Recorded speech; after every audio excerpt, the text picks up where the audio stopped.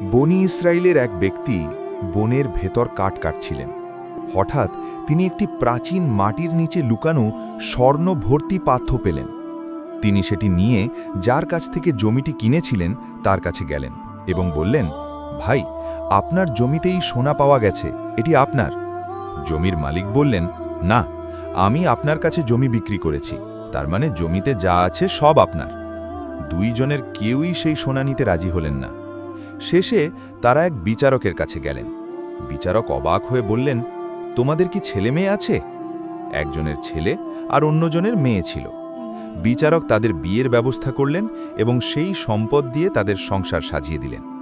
আল্লাহ তাদের এই সততায় এতটাই খুশি হলেন যে ফেরেশতাদের মাধ্যমে তাদের চিরস্মরণীয় করে রাখলেন।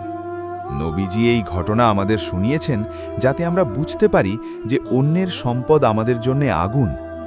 আজ আমরা 1 টাকার জন্যে ভাই ভাইয়ের সাথে লড়াই করি, অন্যের হক নষ্ট করি।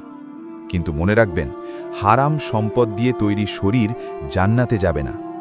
সর্বদা সৎ পথে থাকার চেষ্টা করুন, আল্লাহ আপনার বরকত বাড়িয়ে দেবেন।